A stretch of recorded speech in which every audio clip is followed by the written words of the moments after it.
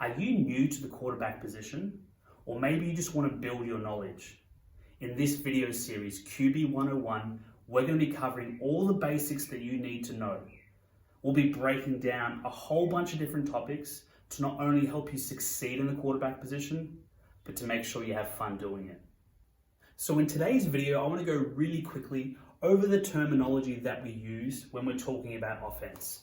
So the first thing we have, anytime we're drawing the offense on the board, we're going to be using O's to represent our players, and then we use an X to represent a defensive player, all right? The first player we got, the square is going to represent the center, so that's the person who's going to snap the ball.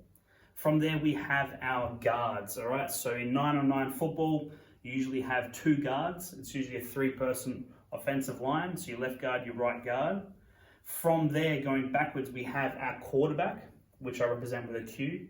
And then from there, we can have a whole bunch of different backs. Now, I like to use an R for running back. A lot of different systems will call this a lot of different things, all right? You might have a fullback, you might have a tailback, you might have a halfback, a wingback. There's a whole bunch of different ways we can name our backs, all right? It doesn't really matter. From there, working from the outside in, we have our wide receivers, and then in from there we have our slot receivers, all right? So we call this the slot, and then we have our wide receivers, all right? So this right here is called our basic 2x2 spread offense, all right? Because there's two receivers on each side. Now there's a whole bunch of different combinations.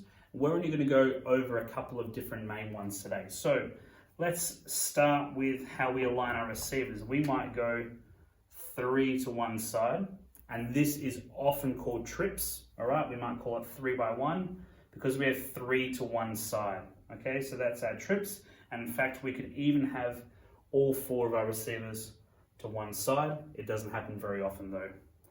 From there, we could have a tight end, all right? So a tight end is a player that's on the line, all right?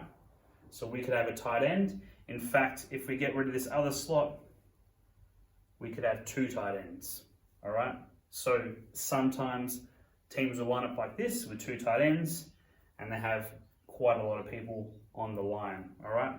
The other thing people can do is remove a receiver and add another back, all right?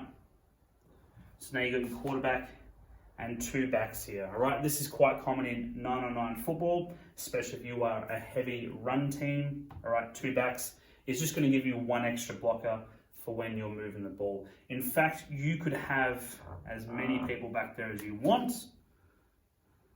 All right, you could have a quarterback and 3 backers there, all right, for plenty of different running options, all right?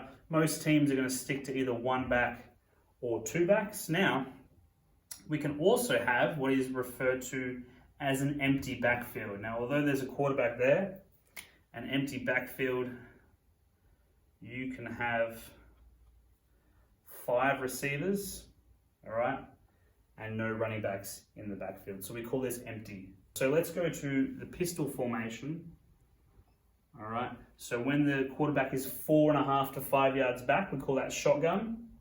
When they're only 3 yards back, we call this the pistol. All right, so that's our pistol formation, and we can continue to have multiple running backs in the backfield, and we can also have the quarterback under center. All right, so they got their hands on the center's butt, and they're going to take that snap directly. All right, so there's a whole bunch of different ways we can line up. Continuing with some of the terminology, I don't usually draw the sideline when we're writing on the whiteboard, but we have our sideline. Important to note our hash marks as well, all right? So you'll see them on the field, little hash marks, and we also have the numbers on the sideline, all right?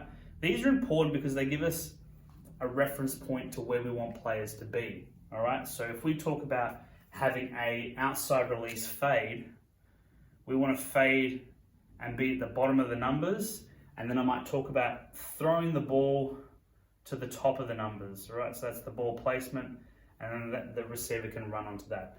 Alternately, I might talk about the hash marks. So I might say a receiver wants to cross into the hash marks or maybe I want them to come across and then flatten out when they get to the opposite hash mark. So these are all landmarks on the field to help the quarterback and the receivers be on the same page. So this is the basics as far as terminology goes for offense. Of course, there's a whole bunch of different variations within football. We could do an hour-long video on all the different things and all the different ways we can name different things.